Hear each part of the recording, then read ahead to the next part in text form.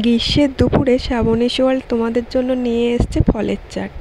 এই ফলের চাট বানাতে বানাতে চলো একটু গল্প করে নেওয়া যাক। আজ কথা বলবো স্বপ্ন নিয়ে।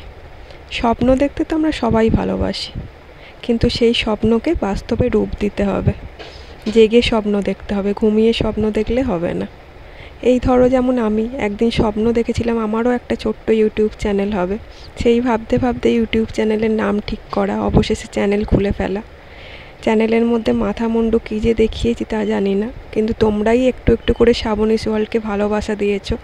আজ শ্রাবণী সোয়াল 104 জন সাবস্ক্রাইবার পূরণ হয়েছে, সবটাই তোমাদের জন্য।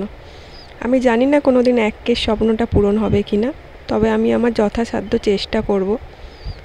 সমস্ত ছোট ক্রিয়েটারদের বলবো তোমরাও সবাই সবার পাশে থাকো। আজ যদি তুমি আমার পাশে থাকো, আগামী দিন আমিও তোমার পাশে থাকবো। এই ওপেন প্ল্যাটফর্মে কেউই একা বড় হতে পারে না।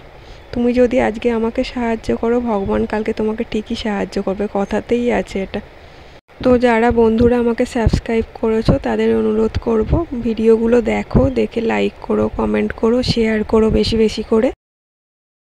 আর আমিও তোমাদের সবার পাশে থাকার চেষ্টা করি, সবার ভিডিওই দেখি, লাইক কমেন্টও করি।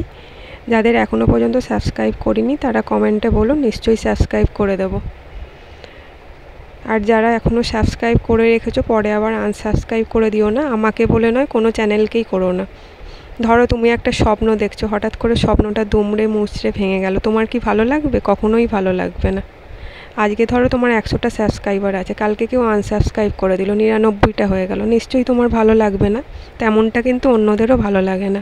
অন্যের জায়গায় নিজেকে বসিয়ে বিচার করতে হয়। তো এটুকুই বলার ছিল।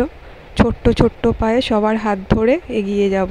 হয়তো এভাবেই একদিন লক্ষ্যে পৌঁছে যাব, কে বলতে পারে। আর তোমাদের বলবো বেশি বেশি করে এই গরমেতে ফল খাও, বাড়ির পরিবারের লোকজনেদেরও খাওয়াও।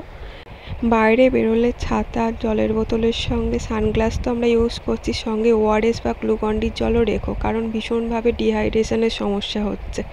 জল তো আমরা এমনিই খাচ্ছি, তার সঙ্গে বেশি বেশি করে রসালো ফল খাওয়ার চেষ্টা করো। এখানে দেখো আমার ফ্রুট চাটটা অলরেডি রেডি হয়ে গেছে। কিছুই নয়, জাস্ট সুন্দর করে একটু ফলগুলোকে কেটে প্লেটে সাজিয়ে বিট লবণ আর চাট মশলা ছড়িয়ে দেওয়া। সুন্দর করে সাজিয়ে দিলে খেতেও কিন্তু ভালো লাগে।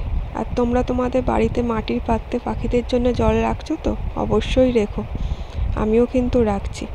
আজকে আমার ভিডিওটা যদি তোমাদের ভালো লেগে থাকে প্লিজ চ্যানেলটাকে সাবস্ক্রাইব করে দিও, লাইক করো, কমেন্ট করো, পাশে থেকো। আজ আসি, অন্য দিন আবার।